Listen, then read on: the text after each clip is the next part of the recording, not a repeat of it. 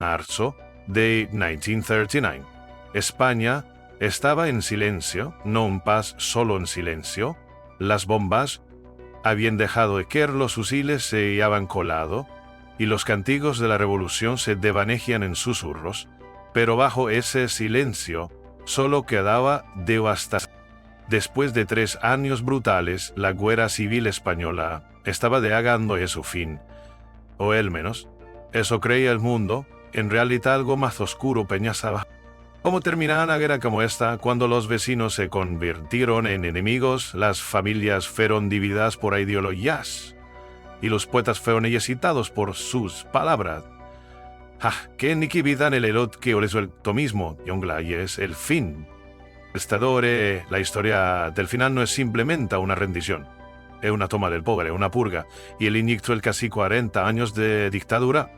El paratra no trató lo de quién ganaron, sino de cómo ganaron, y de lo que le costó a España por generaciones. Al comienzos de 1939, España había perdido más de 500 vidas a manos de su propio pueblo. La guerra había comenzado en 1936 como un levantamiento militar contra un gobernador democráticamente elegido, lo que empezó como un golpe liderado por el general Francisco Franco. Se convirtió rápidamente en una guerra civil total entre los nacionalistas. Los republicanos representaban a las fuerzas de izquierda, obreros, campesinos, comunistas, anarquistas e incluso brigadas internacionales. Los nacionalistas, en cambio, eran conservadores, monárquicos y afines al fascismo, con apoyo directo de la Alemania nazi y la Italia fascista. Tras años de combates sangrientos, desde Madrid hasta Guernica, las fuerzas no sencillamente estaban rotas, divididas internamente. Al apoyo nacional se había desvanecido, Stalin retiró su influencia. Francia y Reino Unido decidieron no intervenir.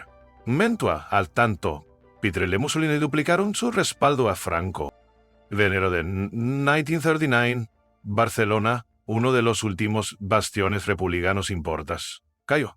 Madrid estaba hambrienta. La esperanza se ve, pero el golpe final no llegó desde el frente.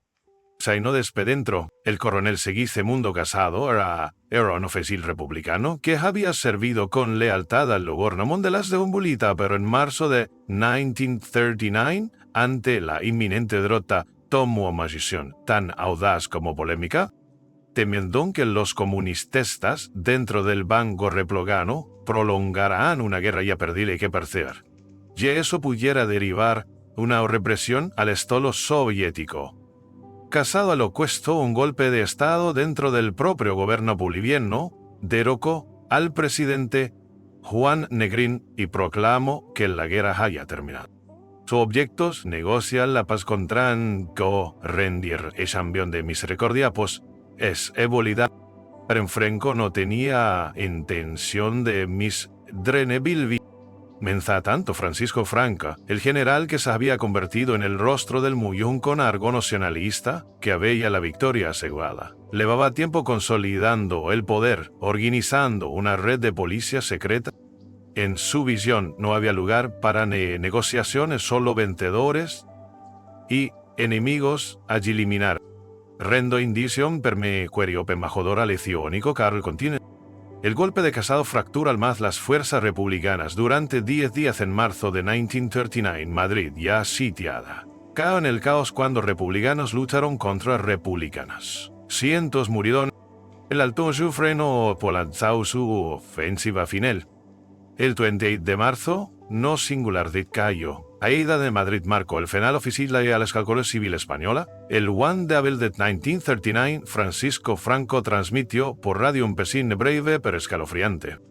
Hoy el ejército rojo ha sido derrotado y desarmado. Las fuerzas nacionales han alcanzado sus objetivos militares. Preparemos reino de españoles. Era el comienzo de una pesadilla.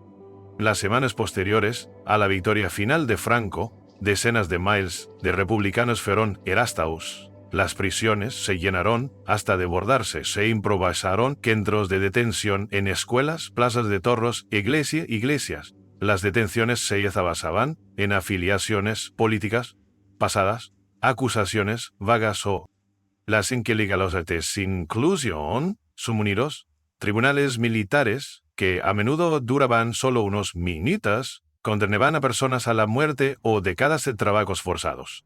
Maestros, escritores, sindicalistas e incluso enfermeras fueron etiquetados como enemigos del Estado. La ley de responsabilidad de políticas, promulgar en 1939, criminalizaba retroactivamente a cualquiera que hubiera apoyado a la República en 1934. Esta ley permitió al régimen confiscar propagandios, revocar rezos civiles y purgar sectores completos de la sociedad. Las familias vivían con vida, se quemaban libros, fotografías y cartas, y los niños se lesionaba e inspira a sus padres. Los delatores se delatan por todas partes. La represión no fue solo física, fue también psicológica. Franco quiso abrogar incluso el recuerdo de España republicana, prohibió las lenguas regionales como el catalán y el euskera, reescribió los libros de texto y puso a la Iglesia Católica al frente de la reeducación moral. Decenas de males fueron al exilio, Francia, México, Argentina, lateros. Algunos fueron capturados y elvianes. Los que quedaron aprendieron a calar, viren desaparecer amigos. Viren no sabe, enteraron sus historias junto con los muertos. El Madrid, Barcelona, Valencia, Cuichaudo, la partación, con esperación con eretrasmo, ilusionaria, ahora real. Y Franco, ahora se ha llamado el Jaldío, gobernó sin oposición durante los 36 años. La verdad sobre el final de la Guerra Civil Española nunca estuvo destinada a ser contada. Durante décadas, la narrativa oficial, designada cuidadosamente por el régimen de Franco, fue que se trató de una victoria justa, una salvación de España ante el caos. Pero debajo de esa versión controlada de la historia había una estala de muchas verdades comenzaron a salir a la luz solo después de la muerte de Franco en 1975. Las familias empezaron a hablar, algunos archivos se abrieron en silencio. Historiadores desenterraron regrafo, regularon en siletía, elecciones que pintaban un cuadro muy individual. Uno de los descubrimientos más sorprendentes fue el destino de aquellos que desaparecieron en las últimas semanas de la guerra. Miles fueron ejecutados en secreto, sí cavaron fosas comunes a toda prisa, sin ceremonia ni registral. Durante décadas, familias buscaron a sus seres queridos del aparecido tras la caída de Madrid. Sus nombres nunca aparecieron en algunos pueblos. Los vecinos sabían exactamente dónde estaban enterrados los cuerpos, pero a como significa arriesgarse a ser hartaros. Aquel silencio se convirtió en tradición general. También salió a la luz la complejidad de ciertas instituciones. La Iglesia Católica, a menudo reverenciada como autoridad moral, había apoyado activamente al régimen. Sacerdotes bendecían inyecciones, escuelas religiosas reprogramaban a los hijos de Republicán. Algunos, incluso el sistema judicial fue revelado como más que un mecanismo de venganza. La justicia de Franco era rápida, brutal y definitiva. Se ejecutaba a personas por haber pertenecido al sindicato Equivo, por haber leído el periódico Ecuador, problema al político, España todavía está liando con su pasado. Miles de víctimas permanecen sin identificar. El Valle de los Saidos, el enorme mausoleo franquista, todos ambos bandos, muchos de la guerra terminó en 1939, pero la verdad todavía se está exhumando. El legado del final de la guerra civil española no está solo en los libros de historia, está en las heridas que nunca. Tras la muerte de Franco en 1975, España transitó hacia la demarcación, pero lo dio bajo lo que se conoció como el Pacto del Olvido, un acuerdo político para dejar al pasado atrás a cambio de paz y unidad. Eso significó sin juicio, sin investigaciones. Para muchos ese pacto fue una traición. A los sobrevivientes se les pidió que siguieran adelante. A las víctimas que colaran su dolor. Con el agionios creyeron sin saber qué ocurrió con él o con sus abuelos. No fue sino hasta comienzos de los años 2000 Cuando que España comenzó a abordar formalmente esas heridas, la Gumila Real Histórica de 2007 buscó reconocer a las víctimas financiar la exhumación de fosas comunes y retirar símbolos franquistas de los espacios públicos, pero los avances han sido lentos y muy controvertidos.